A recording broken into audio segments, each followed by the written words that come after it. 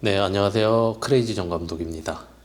자, 그동안 제가 컨텐츠를 드론에 관련된 영상을 굉장히 많이 올렸었는데, 물론 자주 올리진 못했지만, 자, 오늘은 드론에 관련된 영상은 아니고요. 제가 촬영 현장에서 경험한 것들을 바탕으로 해서 짐벌을 어떻게 하면 효율적으로 활용을 해서 사용을 할 수 있을까?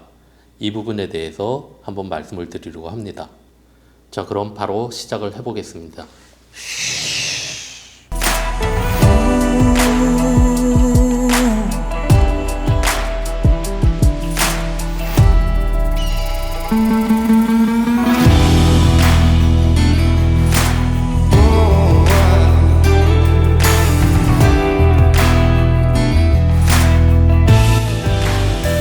제가 가지고 있는 이 짐벌은 DJI의 로닌 SC라는 짐벌입니다. 출시된 지는 꽤 됐고요. 제가 사용한 지는 2년 지금 조금 넘게 사용을 하고 있는 것 같습니다. 저는 핸드헬드 촬영도 하긴 하지만은 짐벌로 촬영하는 비중이 높기 때문에 어떻게 하면은 더 좋은 활용성을 가질 수 있을까를 굉장히 고민도 많이 하고 또 실제로 현장에서 많이 적용을 해서 촬영하기도 했습니다. 짐벌의 기초적인 부분들, 짐벌의 사용법이랄지 짐벌의 시스템 설정이랄지 이런 것들은 유튜브에 굉장히 많은 정보들이 나와 있습니다. 그 중에서도 특히 굉장히 크리에이티브 하시고 터프하신 복감독님이라고 계세요. 그 복감독님 채널에 가시면은 짐벌에 대한 다양한 정보들 그리고 다양한 사용법들 그런 것들을 자세하게 도움이 많이 될 수 있는 정보들이 있습니다. 여기 위에 링크를 남겨 놓을 테니까 여기 복감독님 채널에 가셔서 기초적인 부분들은 참고를 하시고요. 저는 짐벌의 활용법에 대해서 오늘 한번 설명을 해 드리려고 합니다. 짐벌을 쓰는 이유는 뭐 상황에 따라서 이유가 있겠지만은 저 같은 경우는 무빙을 굉장히 자연스럽고 스무스하게 하기 위해서 짐벌 촬영을 많이 하고요. 짐벌을 이용해서 촬영을 하면 입체적인 영상과 구도를 만들어낼 수 있기 때문에 짐벌을 많이 활용을 하는 편이고요. 또 한 가지는 삼각대나 트라이포드에 카메라를 올렸을 때는 균형을 잘 맞춰서 수평을 맞추면 되지만 핸드헬드 촬영 때는 사실상 수평 맞추기가 쉽지가 않습니다. 뭐 조금 카메라를 오래 다루거나 저같이 이제 상업 영상을 하시는 분들은 익숙해져서 어느 정도 이제 수평을 맞추면서 촬영을 하기도 하지만은 사람이 직접 손으로 들고 하는 거라 완벽하지는 않습니다. 그래서 후반 작업을 통해서 수평을 맞춰주는 작업들도 하곤 하는데요.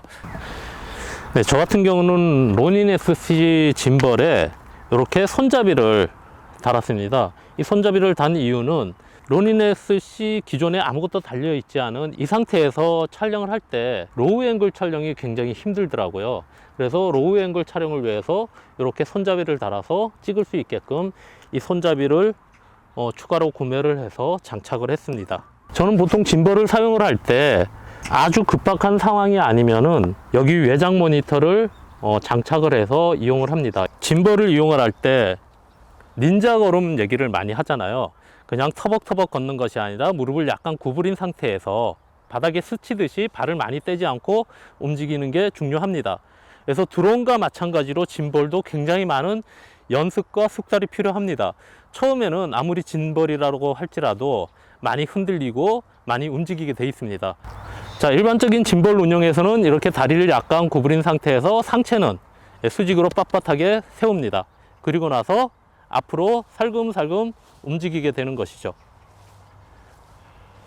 이런 식으로요. 자, 그리고 또 한 가지 팁이 있다면은 피사체를 정면에다 두고 움직일 때 이 패닝축이 왔다 갔다 하고 움직이게 됩니다. 그래서 움직일 때마다 내가 방향을 잡아주면서 움직이는 게 중요한데 처음 시작하시는 분들은 굉장히 힘이 들어요. 그래서 여기 앞에 이제 누르는 트리거라고 있습니다. 이 트리거를 누른 상태에서 이런 식으로 전진을 하게 되면은 카메라는 그대로 내가 목표했던 피사체를 방향으로 그대로 다가가게 됩니다. 제가 이렇게 돌려도 카메라는 앞쪽을 보고 있죠. 제가 아까 이 손잡이를 단 이유가 아까 로우 앵글, 밑에서 위로 올려서 찍는 그러한 샷 때문에 손잡이를 달았다고 말씀을 드렸습니다. 그러면은 일반적으로 손잡이가 없을 때와 손잡이가 있을 때 어떻게 틀린지 한번 보여드리도록 할게요. 자, 이 손잡이가 없이 그냥 일반적인 상태에서 로우 앵글을 시도를 하려면은 이런 식으로 쭉 앞으로 뻗어야 되죠. 그 다음에 틸트업 시키고 이런 식으로 천천히 무빙을 주면서 이동을 하면 됩니다. 그런데 보시다시피 제 자세가 굉장히 부자연스러워요. 왜냐면 카메라 무게가 앞으로 쏠려 있기 때문에 제 팔에 힘이 굉장히 들어가고 아무리 짐벌이라도 부들부들 떨리는 느낌이 고스란히 전달이 됩니다. 그래서 이 손잡이를 이용을 하게 되면은 자, 이런 식으로 한 손으로도 가능합니다. 자, 한 손으로 틸트업, 자, 이런 식으로 이동이 가능한 거죠. 자, 그 다음에 활용할 수 있는 방법은 여기 짐벌에 달려 있는 요 미니 삼각대를 분리를 하고 이 짐벌에다가 밑에다가 모노포드를 달아서 마치 지미집을 운영하듯이 이런 식으로 운영을 할 수 있습니다. 자, 제가 현장에서 자주 쓰고 있는 모노포드인데요. 카메라가 다가갈 수 없는 부분들, 그런 부분들도 이 모노포드를 이용을 해서 촬영을 할 수가 있다는 거죠. 네, 굉장히 길죠. 전부 다 빼면은 한 1m, 한 1.5m, 1.2m 정도 될 것 같습니다. 그런데 모노포드의 단점은 짐벌과 카메라도 무거운데 위에를 잡았을 땐 상관없는데 밑에를 잡았을 땐 굉장히 많은 힘이 들어가고 또한 진동 또한 굉장히 심합니다.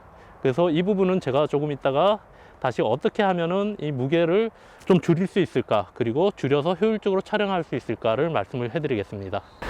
제가 저 위에 나무 위에 열매를 찍고자 할 때 아니면은 다른 피사체가 많은 높이 위치에 있어요. 그러면은 일반 카메라로도 힘들고 짐벌로도 사실 힘듭니다. 드론샷 아니면은 촬영하기가 거의 힘들죠. 그럴 때 이런 모노포드를 이용을 하면은 간단하게 촬영을 할 수 있습니다. 자, 짐벌을 이용해서 이런 식으로도 촬영이 가능하고요.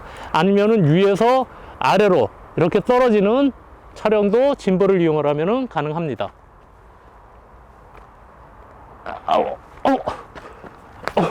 예, 보셨다시피 지금 끝에를 이렇게 잡으면은 무게가 굉장합니다. 이런 무게중심을 굉장히 잡기가 힘들기 때문에 이럴 때 사용할 수 있는 방법이 스트랩을 이용을 해서 활용할 수 있는 방법입니다. 자, 이렇게 짐벌의 무게가 무겁고 무게중심이 앞으로 쏠릴 때는 스트랩을 짐벌에 연결을 해서 이런 식으로 사용하는 방법이 있습니다. 물론 이거는 일반적으로 짐벌을 운영할 때도 저 같은 경우 이 스트랩 조끼를 많이 이용을 하는 편인데요.